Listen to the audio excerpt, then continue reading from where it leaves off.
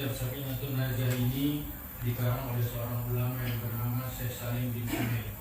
Syekh Salim bin Sumer ini adalah seorang tokoh ulama fakih yang ada di negeri Hadramut, Yaman. Tapi beliau dimakamkannya itu di daerah Jakarta.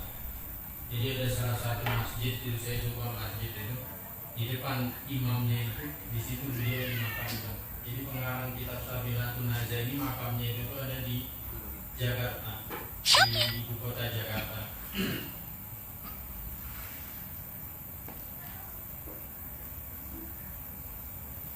Saya itu mungkin membacakan kitab Sakinatun Najah ini sambil mungkin diikuti dengan syarahnya Kasifatus Hujjah atau yang sudah saya ringkas Nailul Roja atau di kitab-kitab lainnya yang ada di dalam syarah dari Sakinatun Najah ini.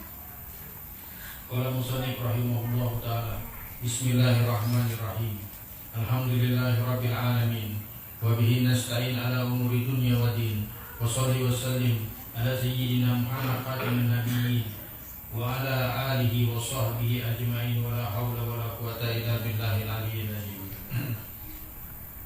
Bismillahirrahmanirrahim. Dengan nama Allah yang Maha Pengasih lagi Maha Penyayang. Kalimat Bismillahirrahmanirrahim ini adalah di mana dalam pendapat para ulama mazhab dari kalangan Maliki, Hambali, Hanafi, Syafi'i itu berbeda pendapat. Dari kalangan mazhab Maliki mereka mengatakan bahwa Bismillahirrahmanirrahim itu bukan bagian daripada ayat. Nah, tetapi kalau di dalam pendapat daripada Imam Syafi'i, beliau mengatakan Bismillahirrahmanirrahim itu adalah bagian daripada Fatihah. Dari bagian dari Fatihah, tetapi tidak pada bagian daripada ayat-ayat yang lain. Tetapi dalam pendapat kaul dari kalangan Imam Hambali mengatakan bahwasanya Bismillahirrahmanirrahim itu adalah bagian daripada Fatihah. Tetapi Bismillah beliau tidak memberikan pendapat dalam hal yang lain daripada selain itu. Makanya Bismillahirrahmanirrahim ini banyak di dalamnya itu terjadi ikhtilaf pendapat. Seperti contoh di Indonesia, kalau kita di Indonesia ini kan rata-rata mazhabnya yang kita anut itu kan Syafi'i ya. Jadi kalau Syafi'i itu membaca di dalam sholat itu pasti Bismillahirrahmanirrahimnya itu jahar. Artinya jahar itu artinya nampak. Tetapi kalau di dalam mazhab lain seperti Hambali, mereka itu tuh membaca Bismillahirrahmanirrahimnya itu tidak nampak secara sir.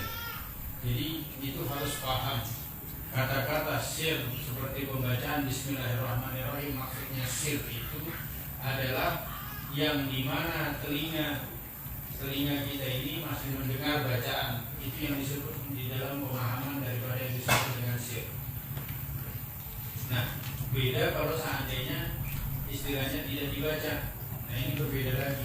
Karena ada pemahaman yang mengatakan bahwasanya Bismillahirrahmanirrahim itu bukan daripada bagian Fatihah. Nah, tetapi kaul pendapat tentang hadis-hadis yang menyatakan bahwa Bismillahirrahmanirrahim itu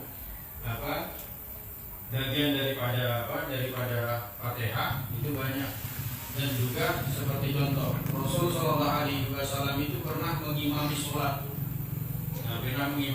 Makanya kan ada orang sholat itu tidak menggunakan Bismillah pada pembacaan ayat. Ada seperti itu. Karena itu ada hadisnya tersendiri. Tetapi kita itu kenapa Syafi'i itu membaca Bismillah di awal daripada sebelum membaca surah. Seperti contoh membaca ibarat katakan Qul huwallahu. Ya, di dalam sholat itu kan dibaca Bismillahirrahmanirrahim, Qul huwallahu ahad, atau ibaratnya apalah saja surah-surah yang selalu dibaca dalam kalangan kita Syafi'i itu selalu memulainya dengan Bismillahirrahmanirrahim. Sebab apa? Karena Rasul Shallallahu Alaihi Wasallam itu pernah beliau itu sholat, waktu beliau sholat itu beliau di situ langsung membaca Bismillahirrahmanirrahim, Inna a'tainakal kautsar, terus sampai habis. Nah, sehingga para ulama mengatakan Rasul Sallallahu Alaihi Wasallam pun mengerjakan di dalam sholat itu waktu membaca surah itu di situ beliau menggunakan Bismillahirrahmanirrahim. Nah, seperti itu. Nah, sama itu, makanya seperti sholat. Contoh, kita kalangan Syafi'i, Imam Syafi'i berpendapat yang namanya pembacaan surah setelah sholat itu, setelah Fatihah itu adalah yang dipilih adalah surah yang kamil. Seperti contoh, kenapa orang-orang Syafi'i ini, mazhab Syafi'i ini kok membaca surahnya itu yang pendek-pendek. Ya. Yang sekarang itu tuh banyak gitu, mazhab Syafi'i rata-rata disalah-salahkannya, diteror dengan bid'ah. Seperti contoh imam-imam ini. Ya kayak contoh kiai-kiai kita ya, kebanyakan dipertanyakan, kok baca surahnya itu yang pendek-pendek? Kenapa anda baca surahnya itu Al-Baqarah, ya kan? Al-Maidah, seperti itu. Surah Yusuf, kan bacaan orang kan seperti itu sekarang. Ya, dan macam kiai-kiai kita, kalau kiai-kiai kita kan bacanya hari Jumat Sabihis, ya kan? Bacaannya yang karena dalam pendapat Syafi'i paham bahwa yang namanya surah itu lebih utama yang kamil dibandingkan yang terputus. Paham? Seperti contoh Qul Huwallahu Ahad, di dalamnya ada berapa ayat. Nah, kamilnya sampai dari Qul Huwallahu Ahad sampai akhir itu disebut surah yang kamil. Dan itu menurut pendapat mazhab Syafi'i bahwa hal itu adalah yang lebih utama dibandingkan yang terputus. Kenapa? Karena Imam Syafi'i ini berlandasan dengan hadis-hadis yang ada diriwayatkan di dalam Sunan Baihaqi bahwa Rasulullah itu kalau sholat kebanyakan yang beliau kerjakan adalah surah-surah yang kamil. Bercontoh ina sampai habis, ibarat Alam Nasrah sampai habis, Ila fi Quraisy sampai habis. Seperti itu, ibaratnya membaca surat An-Naba sampai habis. Nah itu, makanya bahwa sekarang itu banyak kita ini diprotes oleh anak-anak muda yang sekarang ini baru belajar. Nah, seperti itu, baru belajar mengatakan bahwasanya orang-orang tua-tua dulu itu kenapa tidak macam kayak sekarang.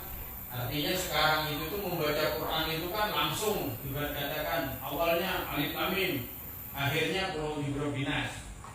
Rakaat pertama alif lam mim, rakaat kedua qul a'udzu birabbin nas. Kalau kita itu tidak, karena apa? Karena kita mengikuti pendapat daripada qaul-qaul yang ada di dalam Sunan Baihaqi, dan itu adalah dalil-dalil yang ada di dalam mazhab Syafi'i. Rata-rata umumnya kita ini kan di Indonesia ini mazhabnya Syafi'i. Nah, seperti itu.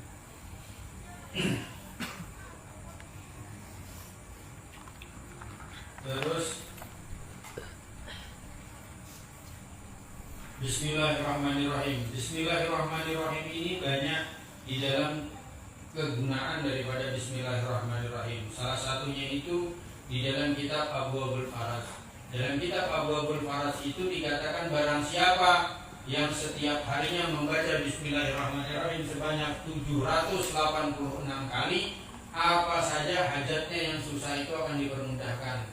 Ima dain ataupun itu tentang masalah hutang piutang.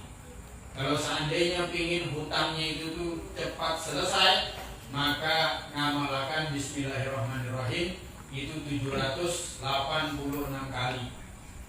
786 kali setiap hari diamalkan dengan niat mudah-mudahan segala hutang piutangnya itu tuh cepat selesai.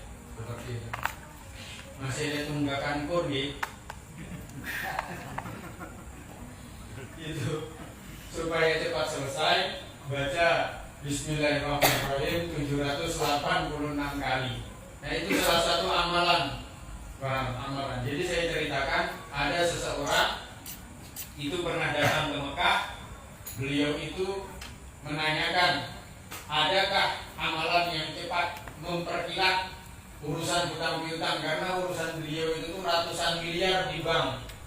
Banyak sekali hutang beliau itu di bank. Lalu dijawab oleh gurunya, ada, disuruh membaca Bismillahirrahmanirrahim sebanyak 786 kali setiap hari dengan niat mudah-mudahan segala urusan hutang piutangnya itu cepat selesai. Bagaimana kalau tidak mampu? Dibaca 313 kali.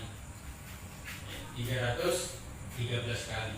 Kalau ingin menyempurnai Bismillahirrahmanirrahim itu, kalau di dalam sarahnya kitab Syamsul Ma'arif Kubra itu dikatakan siapa yang membaca Bismillahirrahmanirrahim 786 kali disambung dengan membaca Fatihah sebanyak 41 kali, baik itu ba'da subuh ataupun ba'da maghrib, insya Allah dalam belum sampai 17 hari hutang piutangnya itu akan selesai. Ya seperti itu. Sudah tahu toh? Ibaratnya ambilan kur, ibaratnya 100 juta dalam 17 hari bisa selesai itu kan? Wallahu a'lam. Artinya apa? Itu semua itu kan kuasanya Allah, bukan kuasanya kita. Kenapa? Karena Allah itu kuasa. Yang menjadikan kita itu tidak kuasa adalah di dalam alam pikir kita bahwa Allah itu tidak kuasa. Kita itu mengerti, semua orang itu mengerti makna Bismillahirrahmanirrahim. Allah itu Maha Pengasih, Maha Penyayang. Tapi hamba itu kehilangan kasih sayangnya Allah. Kenapa jadi sebab kehilangan kasih sayangnya Allah? Karena hamba itu tidak ada jalan untuk mencapai Allah. Tidak ada jalan untuk mencapai Allah. Makanya semua itu kan dikatakan Bismillahirrahmanirrahim, dengan nama Allah.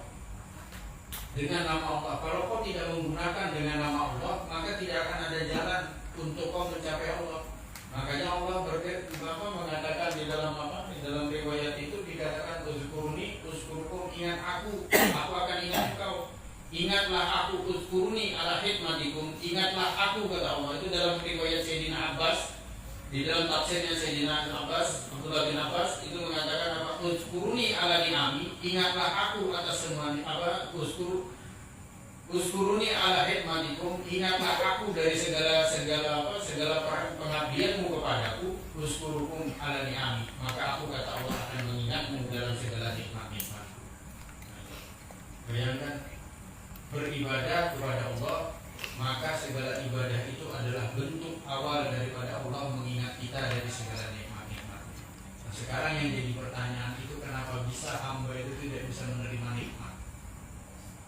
Seperti itu. Hamba itu tidak bisa menerima nikmat.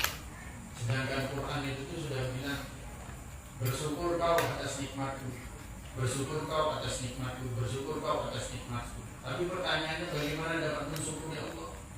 Sedangkan menuju Allah saja tidak mengerti, sedangkan untuk mencari Allah saja tidak mengerti, sedangkan untuk mendekati Allah saja tidak mau. Nah, jadi jangan salahkan kalau seandainya kita itu kehilangan nikmat.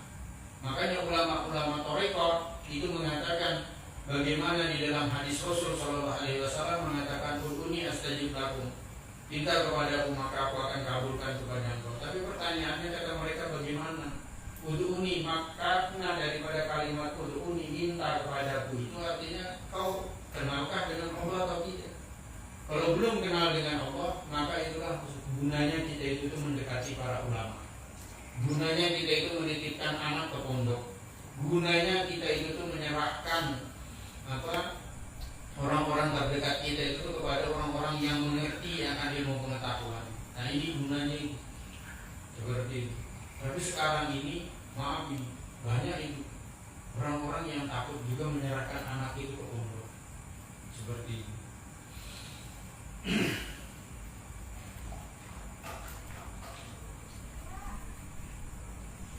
Kemudian Alhamdulillahirabbil alamin. Alhamdulillah ini adalah salah satu pujian kepada Allah. Makanya Al-Imam Suhrawardi di dalam kitabnya yang disarahi oleh Syekh Ali Qori itu dikatakan, Imam Suhrawardi mengatakan ada tiga hal amalan yang amalan itu tidak akan ditolak oleh Allah. Yang pertama, kata beliau, adalah mengucap kalimat la ilaha illallah. Yang kedua, itu adalah ucapan dari seorang hamba yang bersyukur atas nikmat. Yang ketiga, kata Imam Suhrawardi, adalah sholawat kepada Rasul Sallallahu Alaihi Wasallam. Jadi 3 hal ini adalah salah satu bentuk amaliyah yang tidak ditolak oleh Allah. Makanya coba lihat itu. Orang itu setiap kitab para ulama itu dikarang pasti tidak lepas dari 3 hal itu. Coba perhatikan, kitab apa saja ini? Ini contoh kitab Safinah, kitabnya Syekh Nawawi Al-Bantani Bahjatul Masail. Di dalam ibaratkan kitab-kitab hadis sama, semua kitab-kitab itu 3 itu adalah bentuk. Makanya katanya apa? Dikatakan di dalam kitab Nafahatul Ilahiyah yang dikarang oleh Hadrat Imam Syekh Muhammad bin Abdul Karim As-Saman Al-Madani, beliau mengatakan 3 hal ini adalah sebenarnya adalah perwujudan seorang hamba.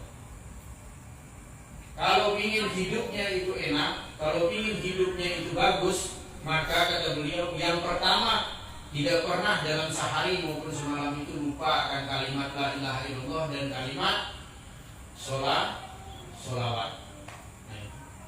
Yang kedua, kalau ingin hidup itu sudah enak, baik, mudah, jangan berpikir ujian, berpikir saja tentang masalah nikmat. Jadi berpikir itu setiap hari itu yang dipikirkan adalah nikmat. Jangan yang dipikirkan itu adalah musibah, bencana, cobaan, hal-hal yang seperti itu.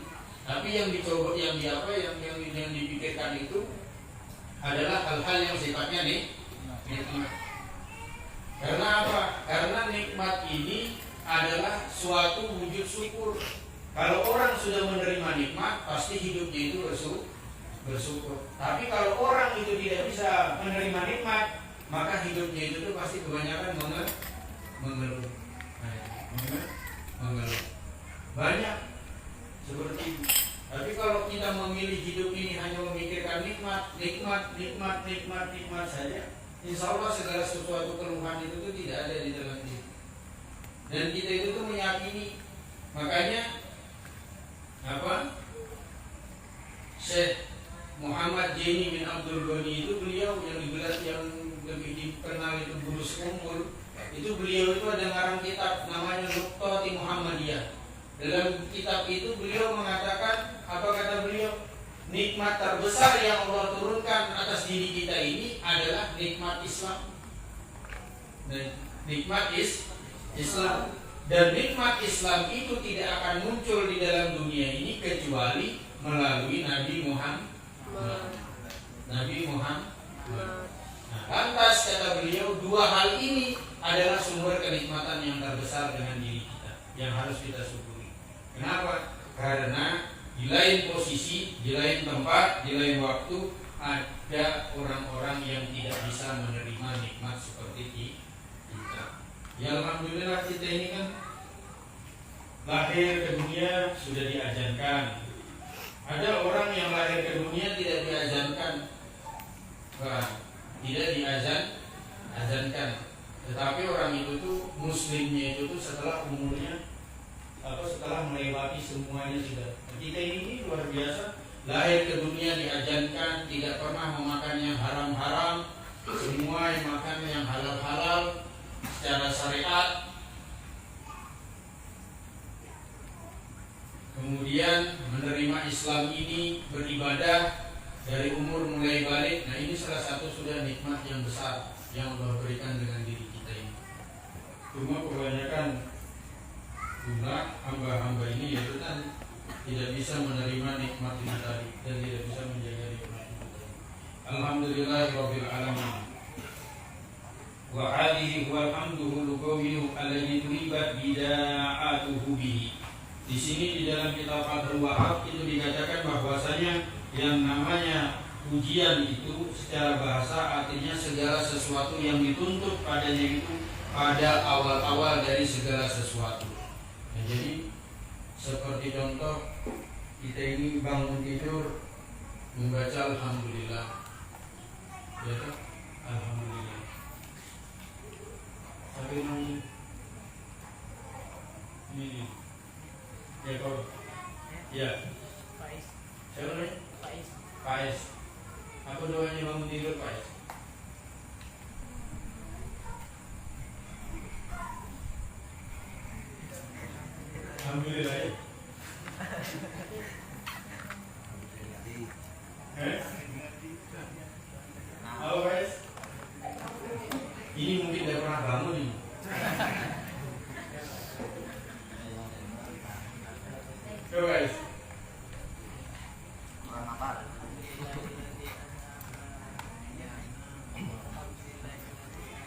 Ini yang belakangnya. Ya. Oh. Apa doanya bangun tidur? Apa? Supaya kapal ngacung itu saja. Supaya kapal ngacung. Tapi kapan? Apa doanya? Apa?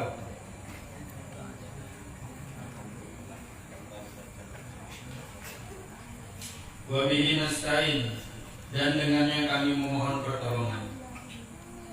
Seseorang itu memohon pertolongan itu di dalam riwayat-riwayat kitab-kitab besar itu pasti pertolongan Allah itu datang hanya melalui 3 hal. Yang pertama, ingat kepada Allah. Yang kedua, mensyukuri nikmat. Dan yang ketiga, berdoa itu dengan sholawat. Orang memohon pertolongan apa saja pasti ada 3 hal ini. Makanya coba kita lihat itu di dalam istighosa itu. Kan ada itu istighosanya mungkin kalau di sini tidak tahu dibaca istighosanya siapa, kan ada itu contohnya kayak istighosanya Kiai Romli Tamim, ada istighosanya namanya Hawatim Hawajakan. Itu dalam orang-orang Torekoh Naksabandia itu dikenal itu. Torekoh kalau dari jalur itu Naksabandia kan ada 4 macam.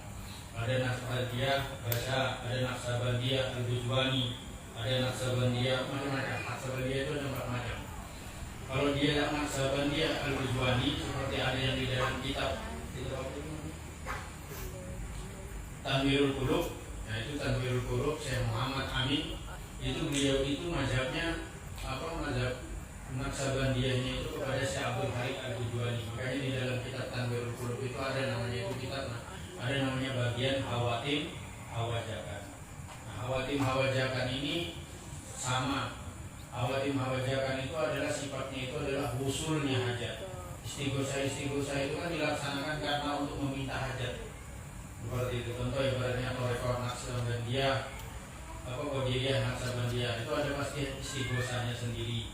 Tijaniyah ada istighosanya sendiri. Sajaliyah ada istighosanya sendiri. Burhaniyah ada istighosanya sendiri. Rifaiyah ada istighosanya sendiri. Dasukiyah ada istighosah. Burhani itu kan dasukiyah. Nah seperti contoh Torekoh Badawi itu ada istighosanya sendiri. Masing-masing Torekoh itu ada istighosanya sendiri. Kenapa istighosah itu dilaksanakan? Istighosah itu dilaksanakan untuk mencapai hajat melalui daripada amaliyah doa-doa itu tadi. Paham? Jadi doa-doa yang diamalkan oleh para nabi dan rasul, seperti contoh kayak membaca la ilaha illa anta subhanaka inni kuntu minadz dzalimin, kan itu ada di dalam Hawatim Hawajakan itu. Nah, jadi masing-masing kayak selawat, itu semuanya adalah bentuk itu tadi wabihi nasta'in, untuk memohon pertolongan. Pertolongan apa? Pertolongan umur dunia wa din, urusan segala sesuatu yang ada di dalam urusan din, agama maupun urusan dunia. Kenapa akhirat itu tidak disebut? Nah, pertanyaannya lagi, kenapa cuma urusan dunia dan urusan agama? Karena sudah dikatakan agama itu adalah miftahul akhirat. Agama itu adalah pintunya akhirat. Makanya dikatakan barang siapa dalam hadis ini yang berjalan menuntut ilmu, maka Allah akan berikan kemudahan untuknya mencapai surga. Makanya dikatakan urusan agama ini adalah kunci akhirat. Kalau seandainya agama ini hilang di dalam diri seseorang, maka itu tadi bahayanya gemerlapnya dunia itu bisa menutupi segala sesuatu bentuk segala urusan akhirat. Makanya kuncinya adalah 2 hal ini. Kalau dunianya itu sudah bisa ditundukkan untuk bisa bersanding dengan urusan agama, orang itu akan selamat. Tapi kalau dunia itu sudah tidak bisa lagi diarahkan untuk segala sesuatu bentuk daripada ke agama, maka itu yang bahaya. Makanya sekarang itu kan banyak itu. Coba kita lihat itu. Jadi pengusaha, ya toh? Jadi pengusaha, zakat tidak pernah dikeluarkan, ya toh? Tapi ngongkos setiap malam diskotik. Nah, itu contohnya. ibarat katakan. Nah, karena apa? Gemerlapnya dunia itu tidak bisa mengimbangi daripada urusan agamanya. Kalau ditanya berzakat, ya zakat fitrah, zakat hartanya tidak pernah dikeluarkan. Gitu. Kalau zakat fitrah ya soalnya enteng. Karena enteng. Ya toh? Jadi inilah yang paling, makanya urusan dunia ini, urusan akhir, urusan dunia dan urusan agama ini paling penting. Kapan dua hal ini tidak ada di dalam diri seseorang, maka orang itu tidak akan mencapai akhirat. Sama dalam pendapatnya Al-Imam Ahmad Ar-Rifai. Sayyidina Imam Ahmad Ar-Rifai, pemuka Thariqah Rifaiyah, itu beliau mengatakan yang namanya urusan agama dan urusan dunia itu seperti kata beliau urusan syariat dan thariqah. Kalau syariat seseorang itu tidak kuat dalam menjalani thariqahnya, maka orang itu tidak akan menghasilkan makrifat. Nah, sama itu kata beliau, seseorang yang tidak kuasa urusan dunianya untuk mengimbangi daripada urusan agamanya, maka orang itu tidak akan mencapai akhirat. Tidak bisa mencapai akhirat. Makanya itu kalau orang-orang zaman dulu itu perkataan mereka itu, kitab-kitab mereka itu kan kitab-kitab hikmah ya. Banyak di dalam situ pengetahuan yang bisa kita ambil. Makanya Imam Ahmad Ar-Rifai itu beliau mengatakan harus keseimbangan antara dunia dan din, agama. Tapi kapan kata beliau dunia ini lebih tinggi daripada urusan agama, maka akhirat seseorang itu sudah pasti hancur. Tapi kapan urusan din, agamanya jauh lebih tinggi daripada dunianya, maka seseorang itu pasti akan selamat. Pasti akan selamat. Seperti contoh ada orang itu katakan, ibaratkan di dalam kitab Qimatul Zaman itu yang dikarang oleh Syekh Abdul Fattah Abdul Buddha, itu beliau mengatakan bahwasanya kata beliau dulu itu ada seseorang yang orang itu urusan agamanya itu luar biasa. Nah, urusan agamanya itu luar biasa, tapi urusan dunianya itu pun luar biasa. Tetapi dunia yang dia hasilkan itu semuanya itu tuh untuk akhirat. Jadi beliau itu dulu ceritanya budak itu artinya pemintal benang. Kalau kita di Jawa itu Tuhan apa? Petenun, ngerti? Tukang tenun.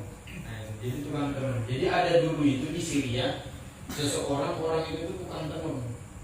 Cuman menenun kainnya itu tuh hasil uang kainnya itu beliau itu selalu mengongkosi ulama-ulama, majelis-majelis taklim, Pak. Kayak macam ibaratkan ada pesantren-pesantren atau ribat-ribat. Kalau di sana kan tidak ada yang namanya pesantren, namanya ribat. Itu di sana itu ribat itu artinya sama seperti pesantren. Nah itu diongkosi dengan beliau. Tahu-taunya apa? Beliau itu punya anaknya itu tuh alim di bawah tangan para ulama ini tadi dia serahkan. Nah setelah dia serahkan di tangan para ulama ini tadi, akhirnya dia itu punya anak alim. Saking alimnya beliau itu, saya cerita, saat ini seluruh ulama Mekah itu adalah muridnya beliau. Saat ini seluruh ulama yang ada di Mekah itu muridnya beliau. Bahkan masih banyak ulama-ulama yang ada di Mesir itu menyambung sanad dengan beliau. Itulah pengarang daripada kitab kitab Qimatul Zaman ini, Indal Ulama. Nama itu kitab Qimatul Zaman Indal Ulama. Itu luar biasa itu kitab ini.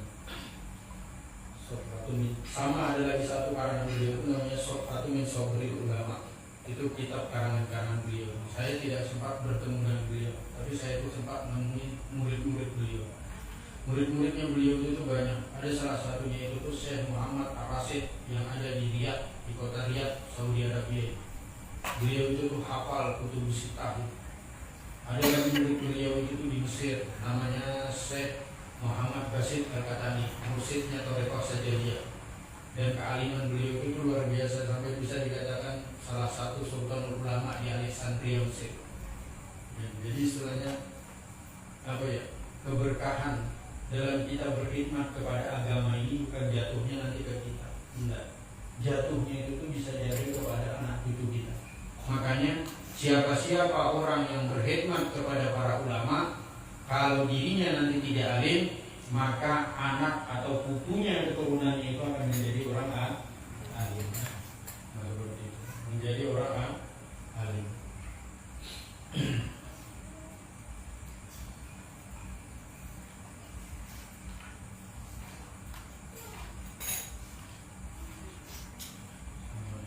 Wassallallahu wasallam ala sayyidina Muhammadin khatimin nabiyyin wa ala alihi wa sahbihi ajma'in.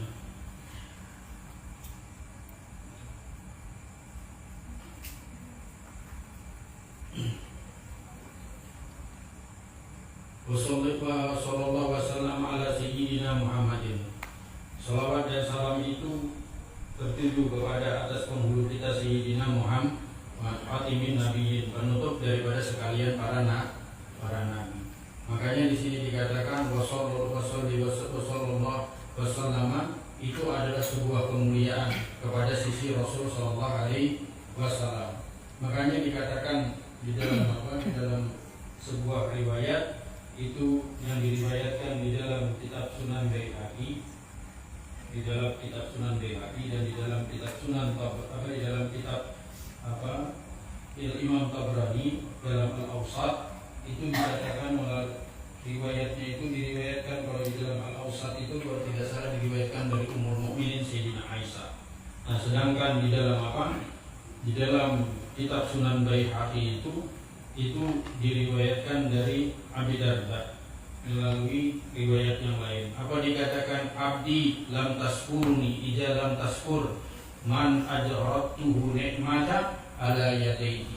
Wahai hamba, kau itu belum bersyukur kata Allah kepadaku selama engkau itu belum mensyukuri atas nikmat yang aku berikan kepada tangan orang yang membawa kenikmatan itu atau yang mengalirkan nikmat itu. Kan itu maknanya apa?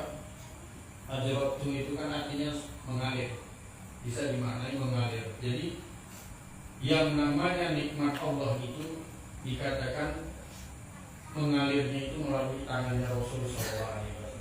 Dan itu sesuai. Kenapa? Buktinya seandainya tidak ada Rasulullah, tidak ada orang yang pergi ke Mekah, tidak ada orang yang pergi ke Madinah, tidak ada orang yang melaksanakan haji, tidak ada yang melaksanakan umroh, tidak ada yang melaksanakan puasa, tidak ada yang melaksanakan sholat. Semua itu kan nikmat Allah untuk menyembah Allah itu datangnya dari tangan, mengalir dari tangannya Nabi Shallallahu Alaihi Wasallam. Nah, seperti itu. Makanya ada riwayat dalam sebuah hadis qudsi itu tuh dikatakan apa itu di dalam hadis itu?